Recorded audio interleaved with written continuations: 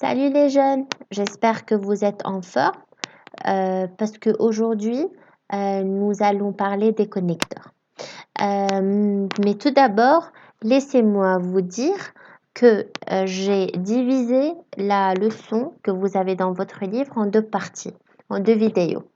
Dans cette vidéo, vous allez trouver les connecteurs chronologiques et les connecteurs spatiaux et à la fin des exercices à faire. Vous pouvez les travailler entre lundi et mardi.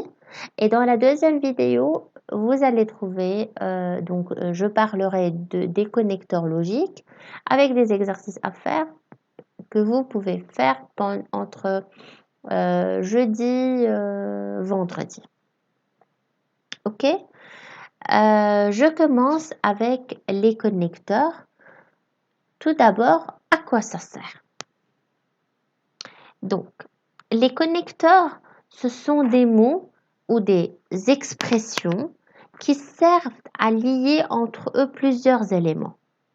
Donc, les connecteurs jouent un rôle essentiel dans l'organisation d'un texte. Ils aident à comprendre la progression des actions, mais aussi des idées. Alors, on peut les imaginer comme un maillon d'une chaîne qui relie deux bouts de chaîne. Alors, le connecteur ici est symbolisé par le maillon en or. Il assemble deux bouts de phrases symbolisées par les chaînes grises.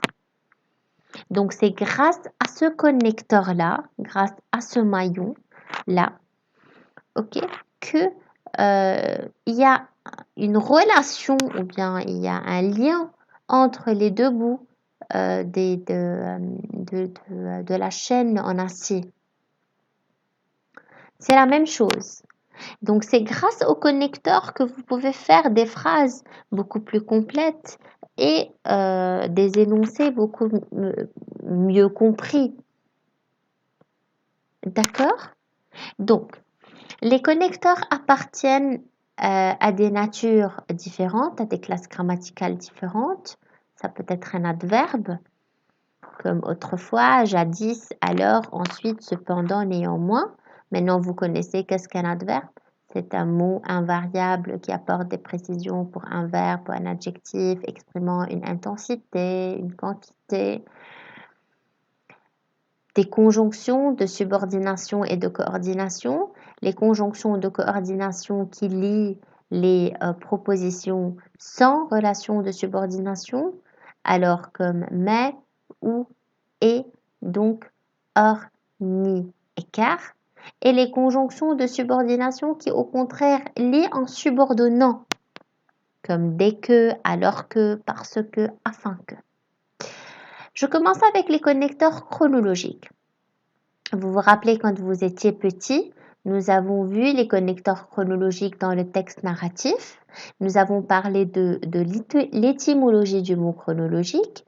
Nous avons parlé de chrono, le dieu du temps. Alors,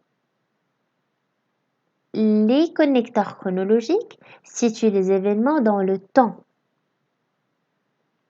Donc, ici, je suis en train de parler de connecteurs qui jouent un rôle à situer les événements dans le temps et pour exprimer aussi les différentes étapes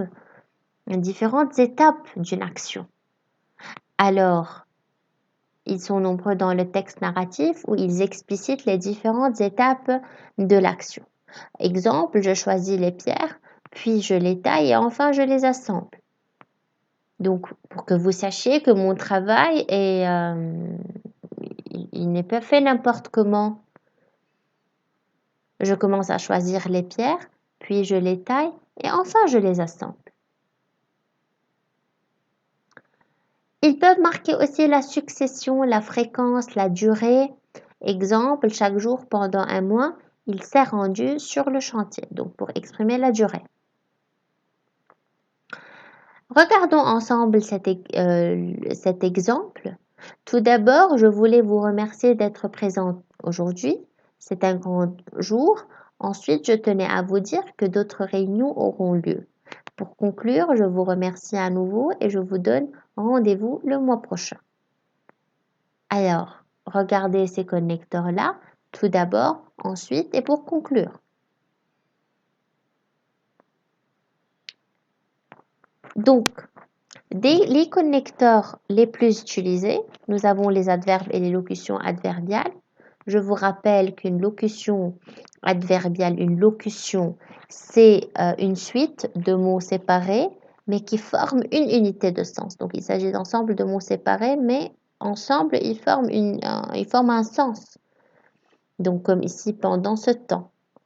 Nous avons ensuite, puis enfin, auparavant et pendant ce temps, la conjonction de coordination et des conjonctions de subordination lorsque, après que, pendant que.